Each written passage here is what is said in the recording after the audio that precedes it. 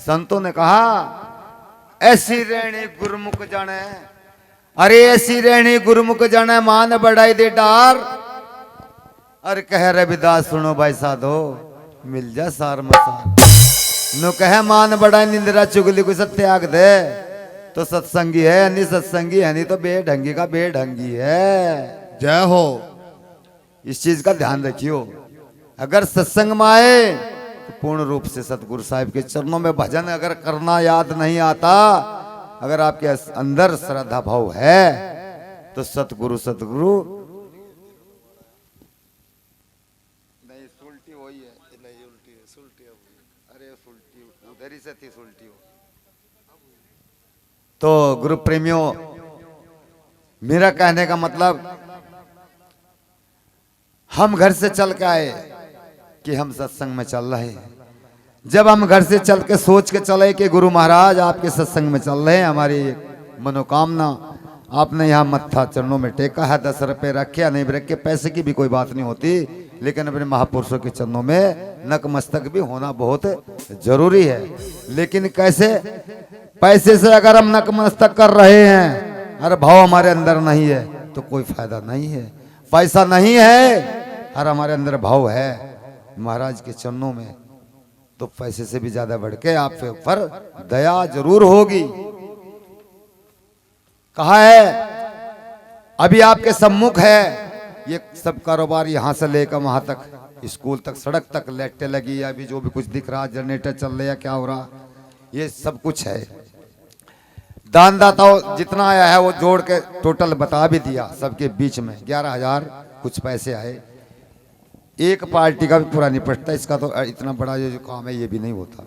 तो कहने का मतलब हो सकता है मैं शुरू में ही, अभी जनता आधी रह गई आधी चल गई। अगर मैं अरदास विनती सभी निवेदन करता साथ संग से कि भाई थोड़ा थोड़ा सभी दे दियो, हो सके ऐसा हो जा, किसी की समझ में आ जाता तो आधा बोझ हल्का हो जाता, नहीं हो जाता। अब बताइए मेरा कौन से यहाँ पेड्डे खड़े भाई, मैं तो कटवा के इसका पूरा पाड़ूंगा, बताओ। मतलब एक बात है, लेकिन पाड़ना पूरा इज्जत रखने वाले वही हैं सब कुछ। कोई ना कोई तुम्हारे में से खड़ा हो जाएगा, लो गुरुजी ये पकड़, इसका काम को ये नमटा, आगे लेन देन देखते चलता रहेगा, चलता ही रहे, लेन देन देख सबका चलाट चलागा। क्यों महाराज जी का रहता कि सही है, इज्जत तो रखने वाले मालिक है। कोई किसी जब इनके चरणों में पड़े, यहाँ जंगल में पड़े, बच्चों को छोड़ो पड़े, घर छोड़ो पड़े, तो सब कुछ इनके चरणों में समर्पित है। जाना है गुरु महाराज हमें नहीं पता, सीधी सी बात तो है ये। रही बात भोजन की, 70-80 किलो दाल भेजी, उसमें से आधी पड़ी बची। दाल तो हमने खाई होगी, कसी बनी कसी नहीं मुझे नहीं पता, या मालिक जाने। मैंने भोरा अभी तक खाया नहीं और ना खाऊंगा सुबह तक। क्यों? मेरा खाने का समय जब था, जब मेरे पर लोड पड़ रहा था दिमाग पर, मैंने खाई नहीं।